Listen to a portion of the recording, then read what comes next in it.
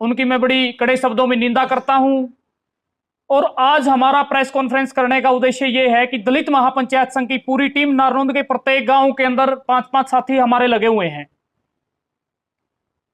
कि जिन्होंने दलित समाज के एक इतनी बड़ी नेत्री के खिलाफ, 6 बार की सांसद के खिलाफ जानबूझकर भूपेंद्र सिंह हुड्डा के कार्यकर्ताओं द्वारा भूपेंद्र सिंह हुड्डा के कहने पर वो टिप्पणी हुई। एक ये राजनीतिक षड्यंत्र है और इस राजनीतिक षड्यंत्र को बेनकाब करने के लिए आज मैं नारनौंद में आया हूं। और ये प्रेस कॉन्फ्रेंस हरियाणा प्रदेश के जहां तक हम जा पाएंगे, चाहे किलोई की बात हो, रोहतक की बात हो, सोनीपत की बात हो, प्रत्येक भूपेंद्र सिंह हुड्डा के जो कैंडिडेट खड़े हैं उनको हराने का काम करेंगे और उनके खिलाफ हर हल्के के अंदर प्रेस कॉन्फ्रेंस करने का काम करेंगे। इसके पीछे वजह क्या रही है जी कि जो लोकसभा चुनाव में थे इस समुदाय के लोगों ने कांग्रेस पार्टी का साथ दिया था और आज आप कांग्रेस पार्टी के विरुद्ध आगे खड़े होंगे?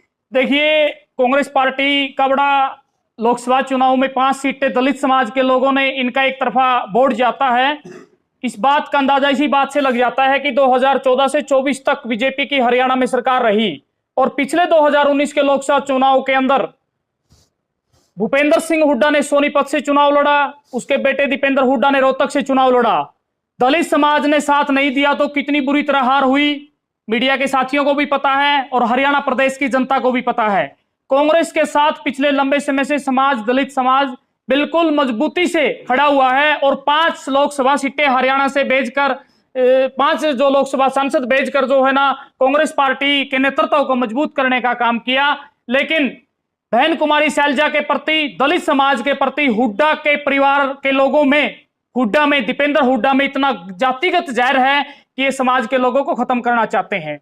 और मैं तो समाज के लोगों से कहना चाहूंगा कि साथियों, ये जो भूपेंद्र सिंह हुड्डा ने जिस तरह से तानाशाही टिकट बंटवारे में चलवाई है और नारनौंद सीट के अंदर जैसे बहन जी ने यहां पर सर पर हाथ रख के गई थी, उनके समर्थकों ने, जस्सी के समर्थकों ने, भूपेंद्र सिंह हुड्डा के समर्थकों ने उसको आन बान शान की लड़ाई बनाकर कि भाई दलित समाज की नेता एक आटे के टिकट कैसी दिलाएगी, इस बात को हम देखेंगे।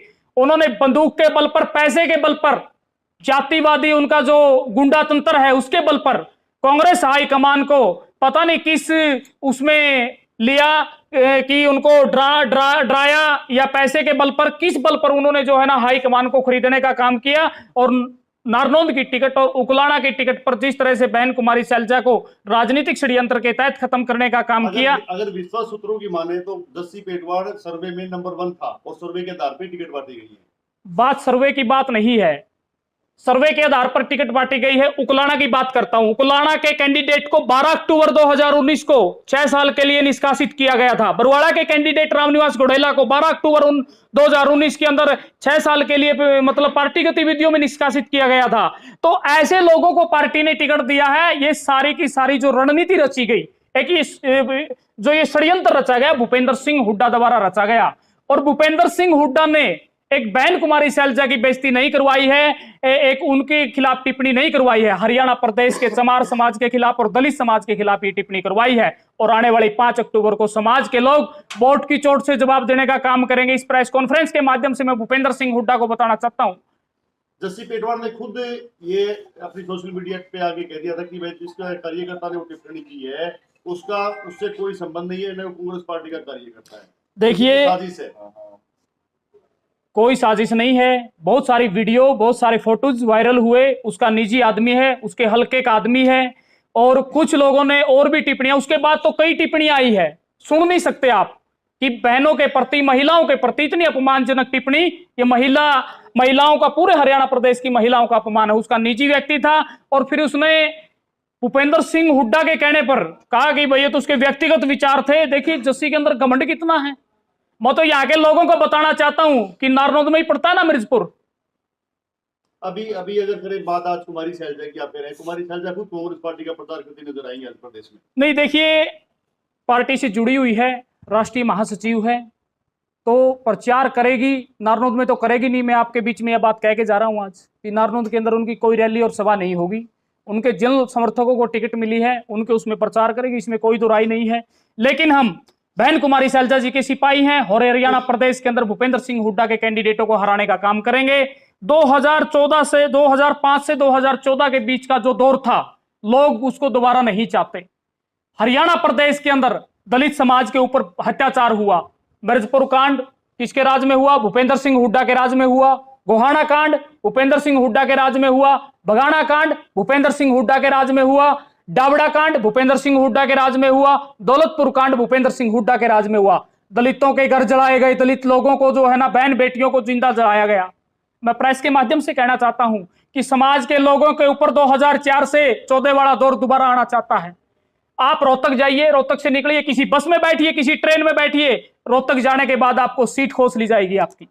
आपको बहन बेटियों को बैठने नहीं देते वो लोग। सोनीपत और रोहतक के जो लोग हैं पूरे हरियाणा के अंदर गुंडागर्दी करना चाहते हैं, और हरियाणा प्रदेश के लोग जो है ना, भूपेंद्र सिंह हुड्डा को वोट की चोट से जवाब देने का काम करेंगे। शहर के शहर जलाए गए, आपको पता है। जाट आंदोलन के अंदर दुकानों को चिन्हित करके फूका गया। मीडिया के माध्यम से कहना चाहता हूं मैं कि दुकानों को चिन्हित करके फूका गया। दलित समाज के ऊपर अत्याचार किए गए। किसानों को 5-5, 10-10 रुपए के चेक बांटे गए।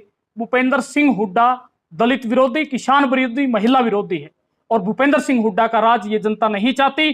2004 से 14 वाला दौर दोबारा ये लोग देखना नहीं चाहते। आपने तारीख से जब से टिकट नॉमिनेशन का आखिरी दिन था, लास्ट में टिकट डिक्लेयर की गई, तो बहन जी ने तो कोई डरने वाली नेता है।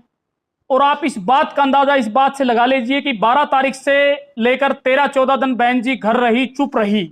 उस चुप्पी से हरियाणा प्रदेश के लोगों का जो एक तरफा माहौल था वो आधे पे आकर खड़ा हो गया, और भूपेंद्र सिंह हुड्डा को कहना पड़ा कि कुमारी शैलजा मेरी बहन है, वो आदरणीय नेता है। ये पॉलिटिकल स्टेटमेंट थी उनकी। तो मैं कहना चाहूंगा कि बहन जी के चुप रहने से ही इन लोगों को इतनी बड़ी दिक्कत है, इतने परेशान हो गए। बाबू बेटा के पसीने आए, हरियाणा प्रदेश ने देखा, और फिर बयान देने पड़े बाबू बेटा ने अलग अलग सभाओं के अंदर। तो बहन जी न तो डरने वाली नेता है, न घबराने वाली नेता है, और संघर्ष करने वाली नेता है।